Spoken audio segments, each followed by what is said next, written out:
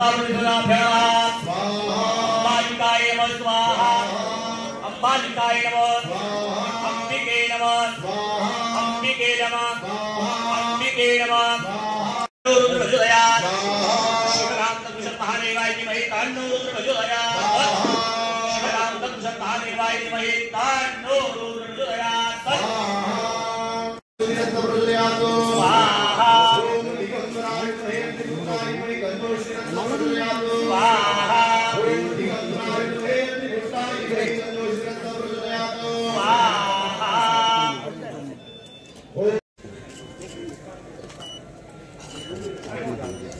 पूर्णान पूर्ण अवति पूर्ण पूजनम वह ओम पूर्णान पूर्णपति पूर्णत्वं पूजान्त पूजनं जगन्षि ओम अग्निनारायण देवताभ्यो नमः स्वाहा अग्निनारायण भगवान की जय।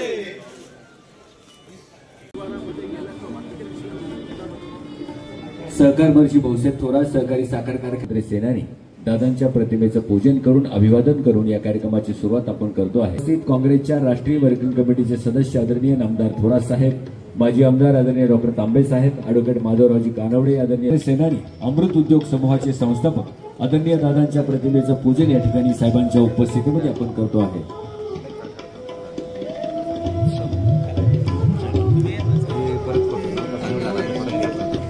साहेबांना विनंती आहे की आपण व्यासपीठावरती आपल्या सर्वांना विशेषतः कारखान्याच्या सर्व आपल्या गळीत हंगामासाठी खूप खूप शुभेच्छा देतो आणि माझे दोन शब्द संपूर्ण धन्यवाद। तुम्ही साईडला तुम्ही हो दादा दादा तुम्ही साईडला काका तुम्ही साईडला इकडे या साईडला सर एक मिनिट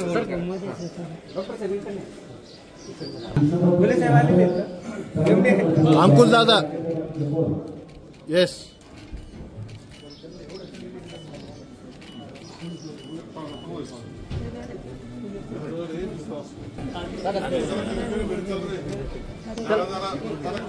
साहेबांना पण येऊन जरा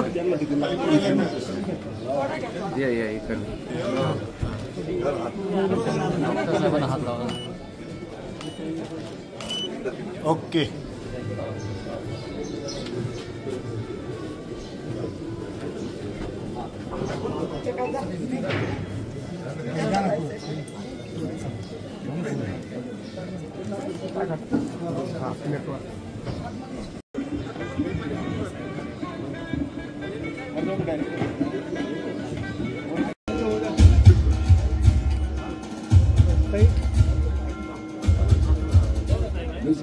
sir sir sir sir sir हा समोर हा बोले साहेब धन्यवाद साहेब। कारखान्याचे उपाध्यक्ष पांडुरंग पाटील घोले या ठिकाणी करतायत। मी आपल्या सगळ्यांना विनंती सत्कार या ठिकाणी करावा।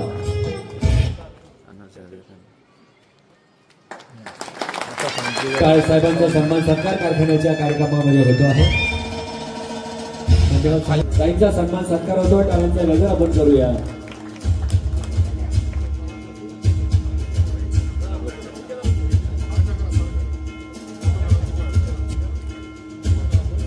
आता समोर एक मिनिट ओके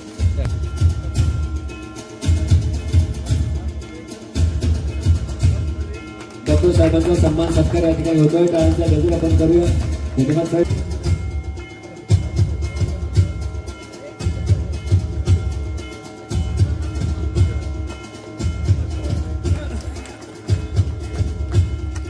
धन्यवाद ताई।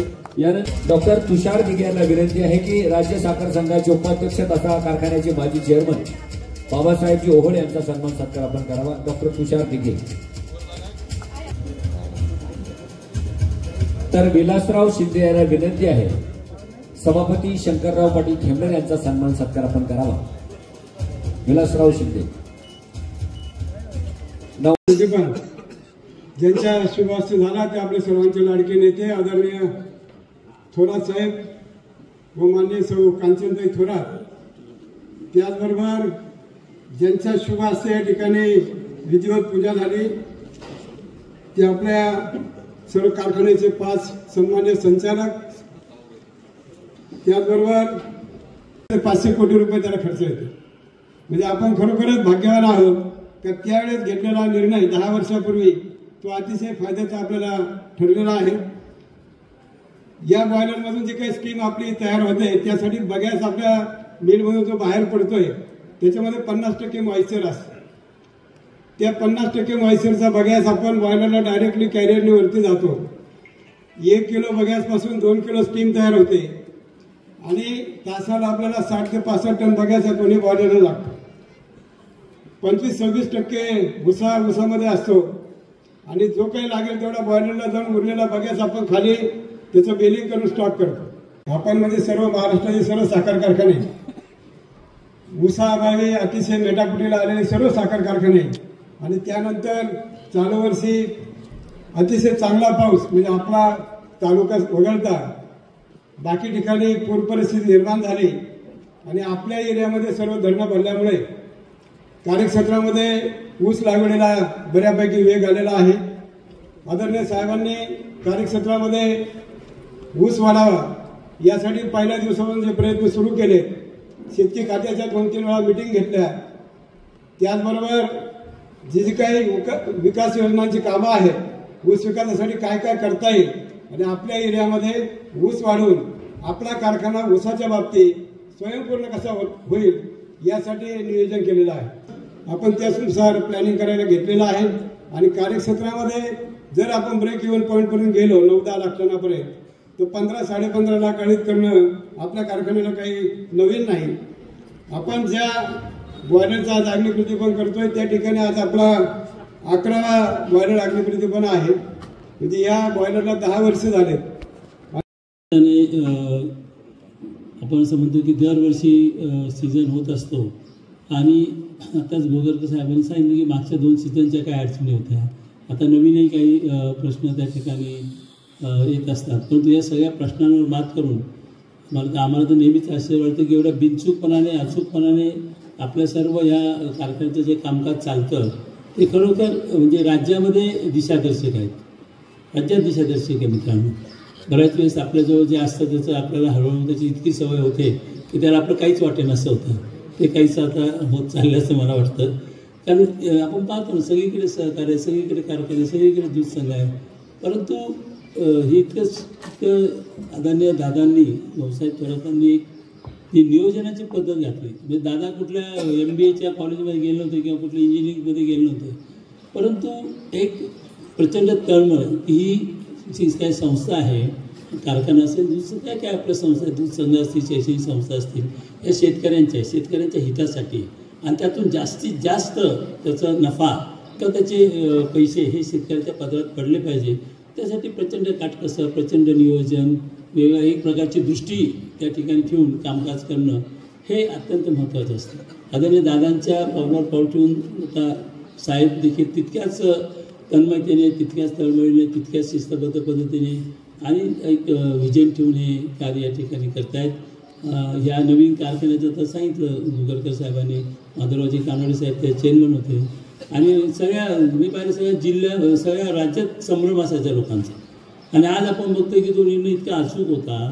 कारण मी पाहिलं काही आता चांगले कारखाने होते पण त्यांच्या जुन्या मशिनरीच हे करायचा प्रयत्न केला आणि ते इतक्या अडचणीत आले की चालणारे कारखाने त्या ठिकाणी आता मोठ्या संकटात सापडले. तर या सगळ्या प्रश्नांचा विचार या ठिकाणी आपल्या सर्व संचालक मंडळ त्या ठिकाणी करते, अधिकारी वर्ग करतायत, आमचे अगदी कर्मचारी बांधव जे आहेत हे सुद्धा खूप दिवस रात्र डोळ्यात तेल घालून या सर्व गोष्टी अत्यंत कर्तव्यदक्षपणे पार पाडत असतात.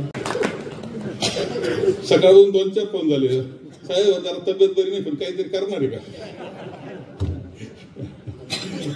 तेव्हा आपण प्रत्येक वेळेस चांगले निर्णय घेतले. तेव्हा हे सगळे चेअरमन राहिलेले बसलेले, प्रत्येकानं काळजीपूर्वक वाटचाल आपली केली, चांगले निर्णय घेत आपण पुढे गेलेलो आहे. हे काही विसरून आपल्याला चालणार नाही. आणि म्हणून आपल्याला जे काही निर्णय घ्यायचे, मी इथल्या कामगारचे आभार मानतो की 1 दिवसाचा पगार त्यांनी अतिवृष्टी करता दिलेला आहे. बँकेनं आणि बँकेनं दिलंय. अख्खी असं करून एक काही निधी आपला उभा राहतोय. गुलेवाडीच्या सरपंचताई बसलेल्या आहेत.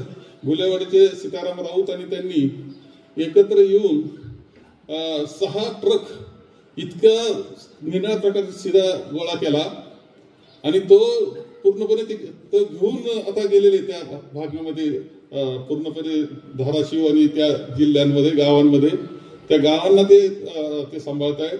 आपण म्हटलं की तुम्ही शिधा केला ना 6 ट्रक जे जायच्यात त्या ट्रक आमच्याकडून असं आपण मदत करतोय. असं आपल्याला जे काही गरजा आहे त्या गरजा आपण प्रत्यक्ष ती मदत करण्याच्या दृष्टीने निर्णय आपण घेतोय. 1 दिवसाचा पगार हा खरा कारणी लागणारा पगार आमच्या कामगार बांधवांचा आहे. अमृतवाहिनी बँकेनं दिलंय. अमृत उद्योग समूह म्हणून सुद्धा एक चांगला आकडा करून आपलं जे जिथं गरज आहे तिथं त्या शेतकऱ्यांच्या लोकांच्या पाठीशी उभं राहण्याचं काम हे आपल्याला करावं लागणार आहे. आता ही दसरा झालाय, विजयादशमी झाली, 21 ऑक्टोबरला दिवाळी आहे. त्यामुळे काय काय निर्णय घ्यायचे हा मोठा प्रश्न आहे. परंतु निर्णय घेत असताना आपल्याला कठीण परिस्थिती शेतकऱ्याला मदत होईल असेच निर्णय आपल्याला घ्यावे लागणार आहे. आणि म्हणून आपण तर ठरवतोय की आपण जे बाहेरून काही क्षेत्राबाहेरून जे ऊस येतोय त्यांना आतापर्यंत दिले आहेच काही रक्कम, पण यावेळेस पुन्हा त्यांना 100 रुपयाची आणखी मदत आपण त्यांना करतोय. आणि गटामध्ये म्हणजे कार्यक्षेत्रामध्ये 200 रुपये आणखी आपण देण्याचा निर्णय हा आपण करतो आहोत. त्याचप्रमाणे कामगारांचं आपलं ठरलंय बा कोण किती देतं तुम्ही मुद्दाम तपासून पहा. तुम्ही गुन्हागार करण्यापेक्षा थोडं ऐका भाषण. तुझे टनेज विरुद्ध गुन्हागार चाललाय मला कळतोय. तिकडं तुझा किती गेला. कामगारांचं तर आपण तेव्हा तुम्ही बऱ्याच गोष्टी मुद्दाम आपण जगात काय चाललंय पाहिलं पाहिजे. बरं का आपण जगात काय चाललंय हे जर पाहिलं नाही ना तर आपलं काय हे कळत नसतं. तुम्ही जर कायमच सावलीत असलो ना आपण सावलीत त्या सावलीचं महत्व सुद्धा कळत नाही. सावलीचं महत्व सुद्धा कळत नाही. कायमच तुम्ही खूप सुखामध्ये तुम्हाला ठेवलं चांगलं. मी कधी कधी म्हणत असतो की असं आहे की 5 स्टार हॉटेल आहे त्याच्यामध्ये तुम्हाला ठेवलं 2 टाइम जेवण आहे, खाणं आहे, नाश्ता आहे, काय नाही, एंटरटेनमेंट पुढं टीव्ही चालू आहे आणि तुम्ही काही नाही म्हणजे तर आज सांगितलं खोलीतच त्या. तर काही दिवसांनी तुम्ही असं कराल का गादीचे काप पिसं काढायला लागाल. कळणार नाही आपण 5 स्टार मध्ये. कारण काही बाकी माहितीच नसतं ना. ऊनच माहित नाही तर सावलीचं महत्व काय कळणार आहे. हे वस्तुस्थिती आहे. म्हणून काही नका उन्हात फक्त चक्कर मारून या बाहेर शेजारी चक्कर मारून या. कसं राजकारण आहे, कसं समाजकारण आहे, कसे कारखाने, कसं सहकार्य थोडं पाहून या. तुम्हाला असं वाटेल काही असो आपलं बरं आहे. आता पिस्ते काढायचा कार्यक्रम केला तुम्ही नाही असं नाही रावलं नाही शेवटी गाद्या उचकटल्याच. परंतु ठीक आहे ते जे झालं मी ते जास्त जात नाही. परंतु आपण आपलं जे आहे ते काळजीपूर्वक पुढे जात राहिलं पाहिजे. काळजी अरे काय तालुका शांतता सुव्यवस्था किती व्यवस्थितपणा आपला. कधी भांडणं तंडणं नव्हते. आता खोट्या केसेस रोज खोट्या केसेस. आपल्या सहकारवर्षी चांगलं वर्षी भाऊसाहेब थोरात सहकारी साखर कारखान्याच्या बॉयलर अग्निप्रदान समारंभासाठी कारखान्याचे माजी चेअरमन सन्माननीय माधवरावजी कानोड, त्याचप्रमाणे माजी चेअरमन सन्माननीय बाबासाहेब ओळ, तसेच अमृतवाहिनी बँकेचे चेअरमन सुधाकरराव जोशी, आपले आधारस्तंभ डॉक्टर सुधीरजी तांबे, मान्य बाळासाहेबजी थोरात, कांचनताई, दुर्गाताई, या ठिकाणी उपस्थित असणारे कारखान्याचे माजी चेअरमन लक्ष्मणराव कुटे, शांतारामजी कडणे आणि सर्व सभासद मंडळी, सरपंच राऊतताई आणि ज्या संचालकांच्या हस्ते बॉयलर पूजा झाली ते सर्व संचालक, त्यांच्या सुविद्य पत्नी आणि जमलेल्या सर्व सभासद बंधूंचे, सर्व ज्ञात अज्ञात या सर्वांचे, कार्यक्षेत्रातून आलेल्या, कार्यक्षेत्राबाहेरून आलेल्या सर्व शेतकऱ्यांचे ह्या निमित्तानं आभार मानतो.